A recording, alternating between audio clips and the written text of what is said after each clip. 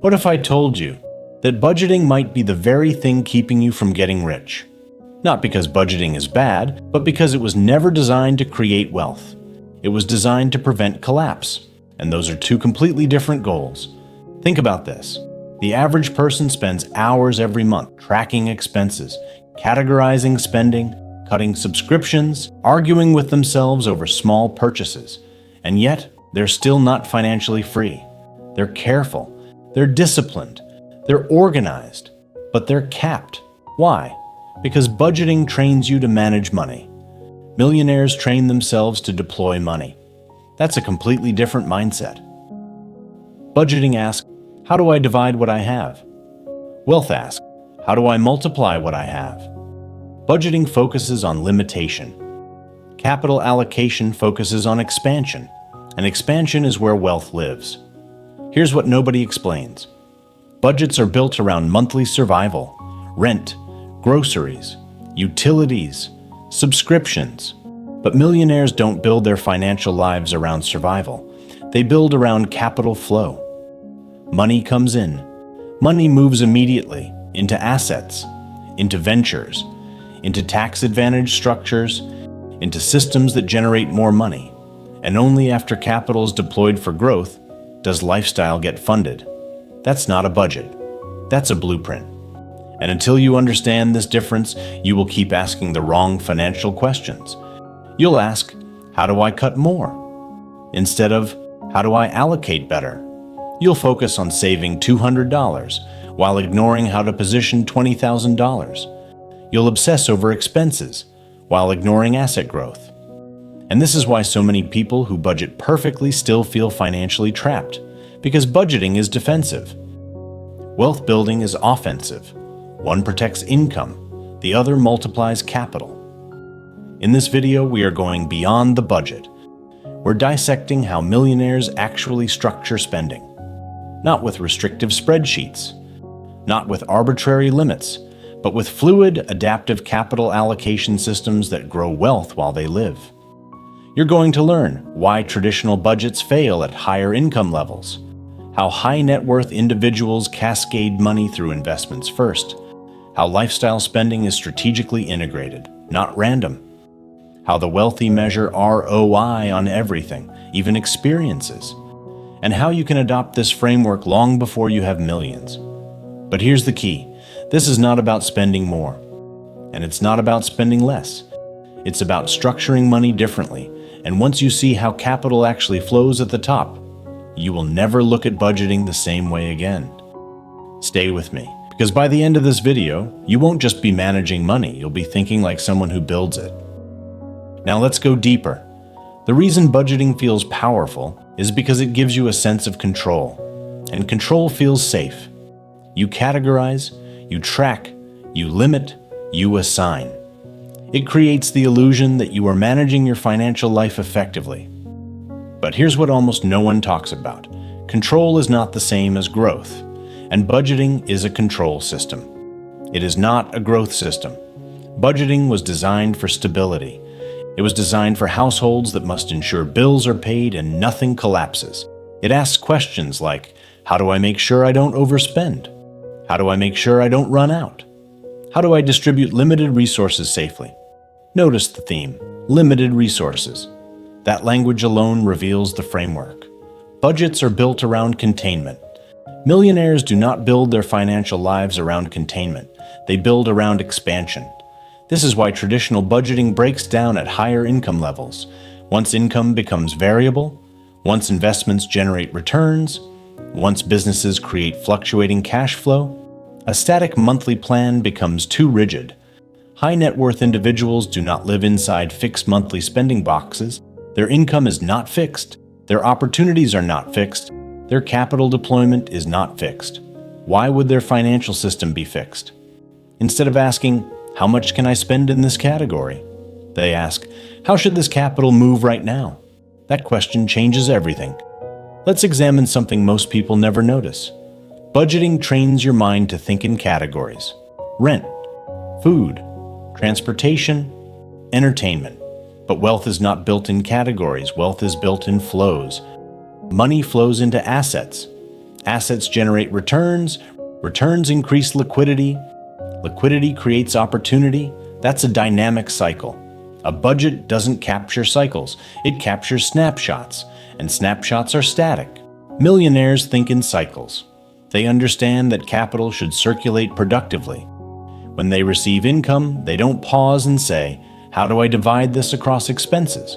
They immediately think, "What percentage of this should be positioned for growth?" That's why budgeting feels small to them, not because they are careless, but because their primary concern is capital efficiency, not expense control.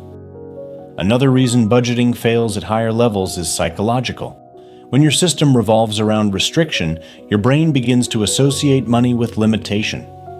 Limitation creates tension. Tension creates anxiety. Anxiety creates avoidance. And avoidance leads to emotional spending cycles. High net worth individuals detach from this dynamic early. They don't view spending through guilt, they view spending through utility and leverage. Does this expenditure create value? Does it protect time? Does it increase influence? Does it produce return? Even lifestyle decisions are filtered through this lens. That's why budgeting, as most people practice it, feels exhausting. It forces constant micro-decisions. Micro-decisions drain cognitive energy, and when cognitive energy drops, discipline collapses. Millionaires reduce micro-decisions. They automate growth. They systematize allocation. They create flow structures. Budgeting is reactive. Allocation is proactive. Budgeting reacts to expenses. Allocation anticipates opportunity. That distinction is subtle, but massive. Now here's something even more important. Budgets assume income is primary, but for the wealthy, assets are primary. Income is simply a byproduct of assets. If your system centers around income, you will always feel pressure to protect it. If your system centers around assets, income becomes renewable. That shift reduces fear. And when fear reduces, clarity increases. Clarity improves decision-making. Improved decision-making compounds. This is why high net worth individuals move away from rigid budgets as soon as possible. Not because discipline is unnecessary, but because discipline must be applied to allocation, not restriction. They are disciplined about capital deployment, tax efficiency, asset diversification, liquidity management, return on investment. Those disciplines build wealth, not arguing with a grocery category. And here's the deeper truth. Budgeting is a beginner framework. Allocation is an advanced framework. The problem is most people never graduate. They perfect the beginner stage and assume they've mastered money. But financial mastery is not about perfectly tracking expenses. It's about architecting capital flow. And once you understand that, you stop asking how to survive the month and start asking how to structure the decade, which leads us to the next shift. If budgeting is built around containment, what exactly replaces it? How do millionaires actually move money from income to impact? That's where the capital allocation blueprint begins. If budgeting is containment, capital allocation is architecture, and architecture requires design. Millionaires do not spend income, they deploy it. That word matters. Deploy. Because deployment implies intention, movement, and purpose. The average person receives income and asks, what needs to be paid? A millionaire receives income and asks, where should this go first? And the answer is almost never lifestyle. It's growth. Here's the blueprint. Think of income flowing through a cascading funnel. Not a spreadsheet, a funnel. Stage 1 is always allocation to productive assets. Before lifestyle expands, before discretionary spending increases, before comfort improves, capital is positioned, investments, equity positions, business reinvestment, real estate acquisitions, index funds, private deals, opportunity reserves. This is not random, it's systematic. A percentage, often predetermined, moves immediately toward growth vehicles. Notice something important. This happens before the person adjusts their standard of living.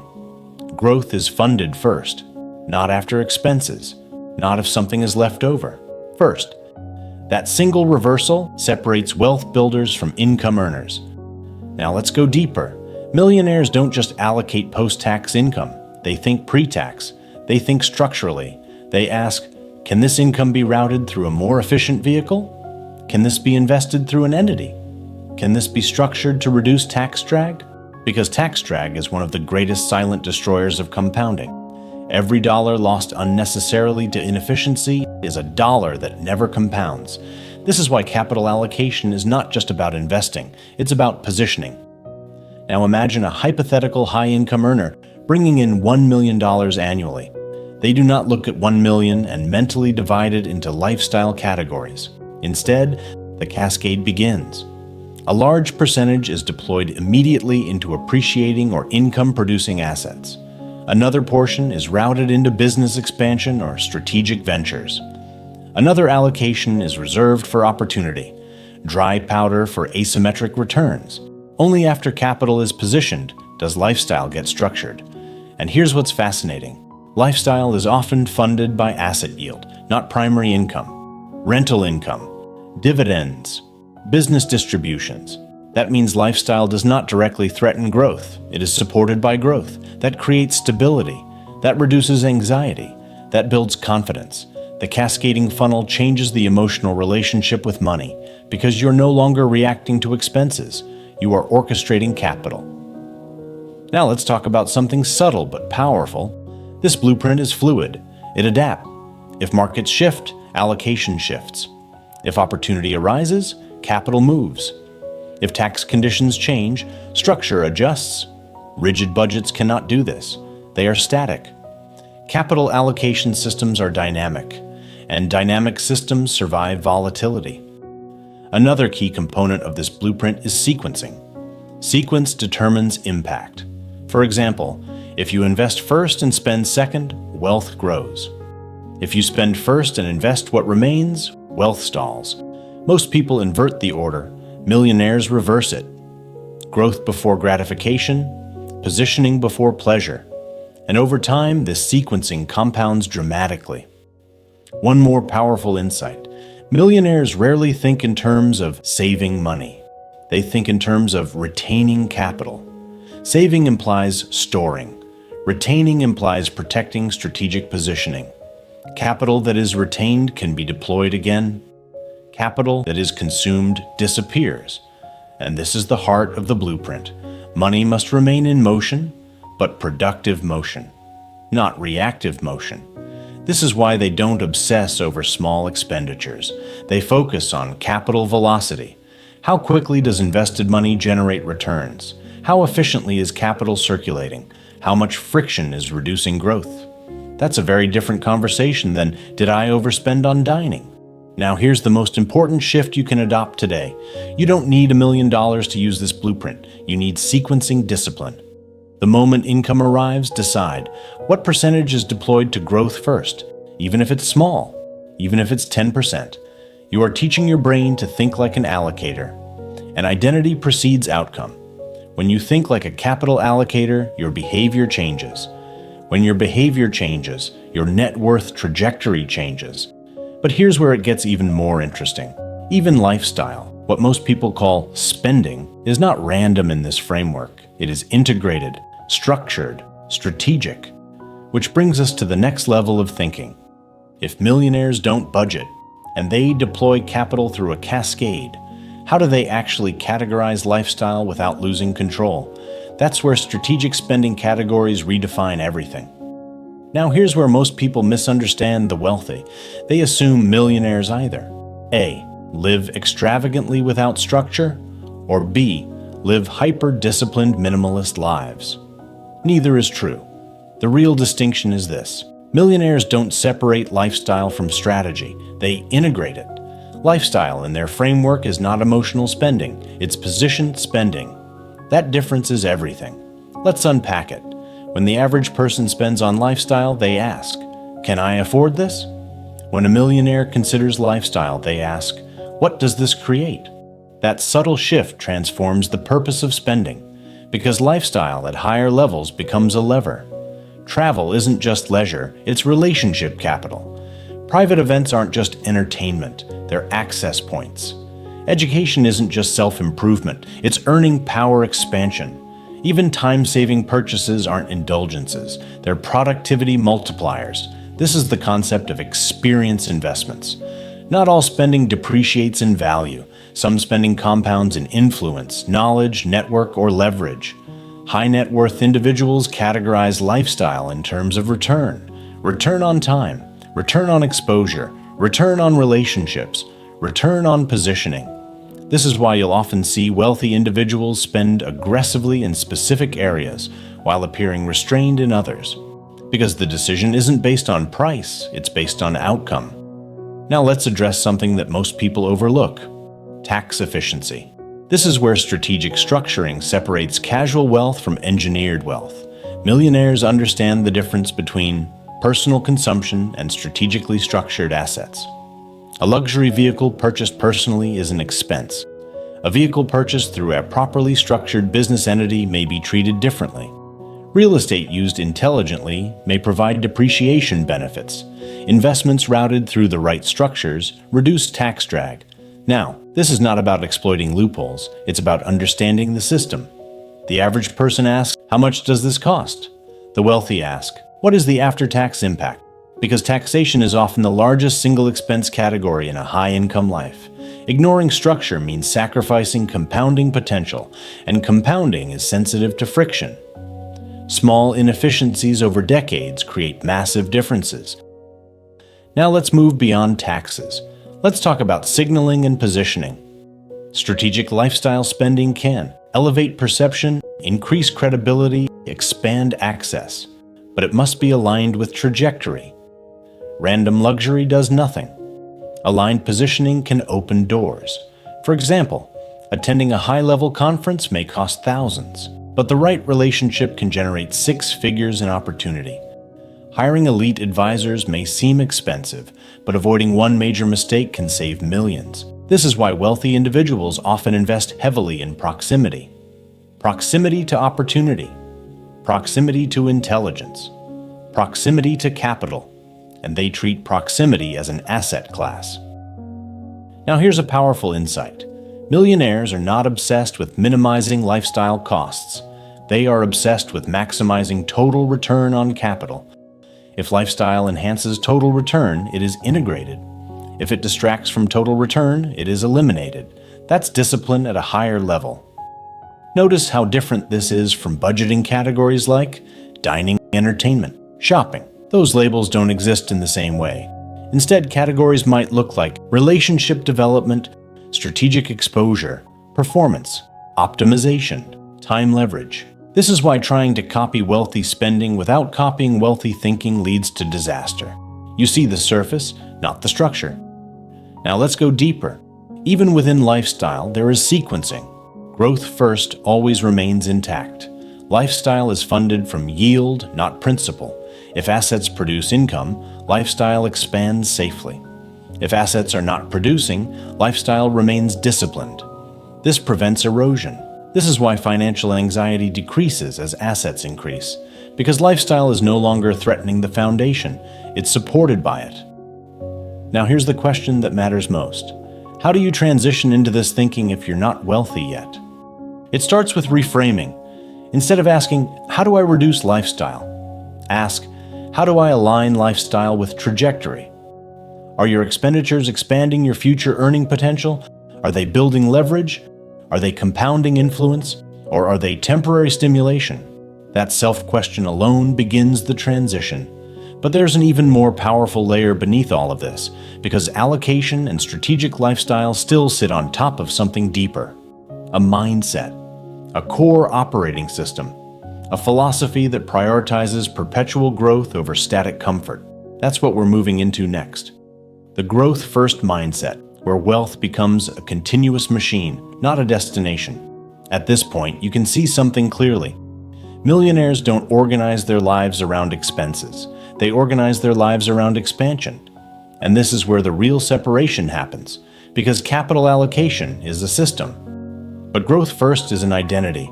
It's not something they do occasionally. It's the operating principle behind every decision. Growth first means this: money is never static. It is either growing or decaying. There is no neutral. Inflation alone ensures that idle capital loses power, so the wealthy treat money like energy. It must circulate productively. It must be positioned intelligently, It must create momentum. Here's what this looks like in practice. Every inflow of capital triggers one primary question. How can this increase my future earning capacity? Not, how can this increase my current comfort? That one filter restructures life. Because growth-first individuals think in compounding cycles. If capital is deployed correctly, it generates returns. Returns are redeployed. Redeployment accelerates growth. Growth increases optionality. Optionality increases leverage, and leverage increases velocity. This is a feedback loop, and feedback loops create exponential results. Now compare that to the traditional mindset. Income comes in, expenses go out. Savings may accumulate slowly. There is no acceleration. There is no compounding feedback engine, just maintenance. Millionaires build engines, not maintenance systems. Let's talk about return on investment, but not just financial ROI. They evaluate ROI across categories. Financial ROI, time ROI, network ROI, skill ROI, energy ROI. If something consumes time but produces no leverage, it gets reconsidered. If something drains energy without increasing capacity, it gets eliminated. If something produces asymmetric upside, it gets amplified. That's growth-first filtering. Even spending decisions are evaluated through ROI thinking. A home office that improves productivity, high ROI. An advanced course that increases earning potential, high ROI. Strategic hiring that frees time for high-value decisions, high ROI. Now here's something important. Growth first does not mean reckless risk, it means calculated positioning. Millionaires diversify not just assets, but growth channels, public markets, private equity, operating businesses, real estate, intellectual property.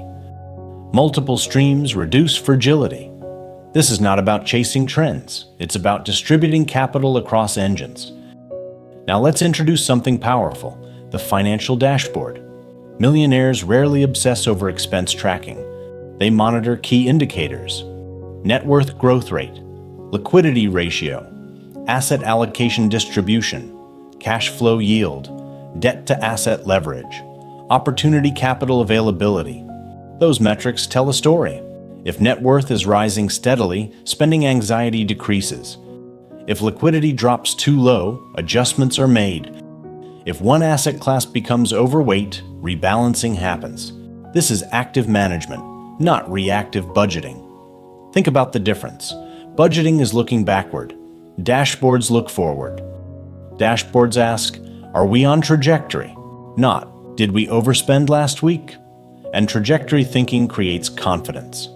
Confidence reduces emotional volatility. Reduced volatility improves decision-making. Improved decision-making compounds. Now here's something subtle but powerful. Growth-first individuals detach identity from income. They do not define themselves by salary, they define themselves by capital base. Because salary can disappear. Assets endure. This shift removes fear. And when fear reduces, strategic clarity increases. Now imagine applying this at any income level, even if your capital base is modest. Instead of focusing solely on reducing expenses, you begin tracking net worth progression, investment consistency, skill monetization, asset accumulation, and you start asking, how do I build engines, not just income? That mental shift alone alters behavior, because behavior follows focus. If your focus is growth, you act differently. You pursue better opportunities. You evaluate time differently. You become more selective, and selectivity increases power. But there is one final layer to this entire system, because structure and growth engines still sit on top of something deeper. Psychology. How you emotionally relate to money determines whether this system feels empowering or overwhelming. And that's where we're going next. Beyond the numbers, into the mindset of financial freedom itself. At some point, wealth stops being about math and starts being about mindset. Because you can understand capital allocation. You can build growth engines. You can structure investments. But if your emotional relationship with money is unstable, you will sabotage the system. Here's what separates high net worth individuals psychologically. They are detached from spending anxiety, not careless. Detached. They do not experience money as survival. They experience money as a tool. That emotional difference changes everything. When assets generate income, lifestyle stops threatening stability. When capital is diversified, fear decreases. When liquidity is sufficient, urgency fades. And when urgency fades, clarity improves. That clarity allows better decisions. Better decisions compound. Most people feel tension every time money leaves their account. Millionaires feel tension when money sits idle. That inversion is powerful.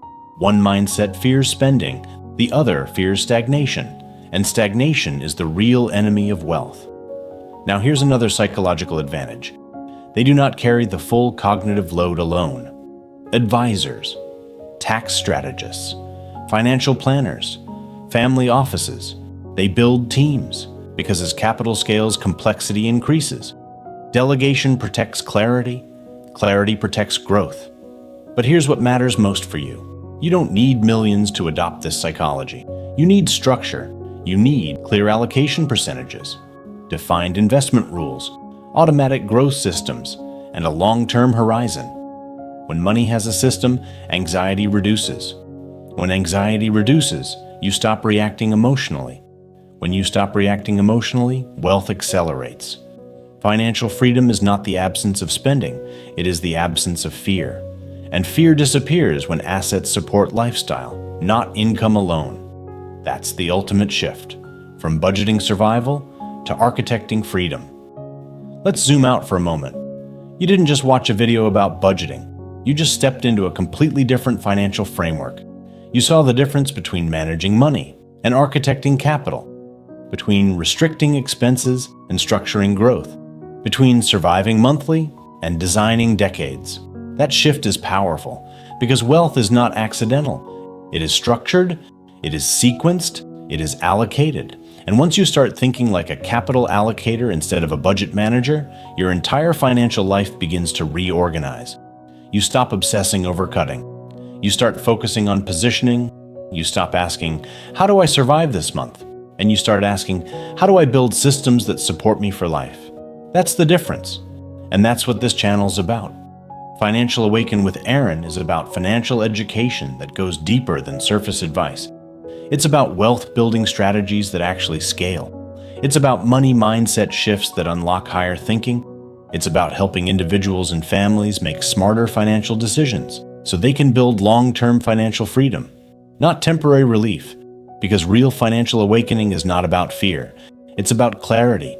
It's about understanding how money truly moves. And once you understand how money moves, you move differently. Now I want to hear from you.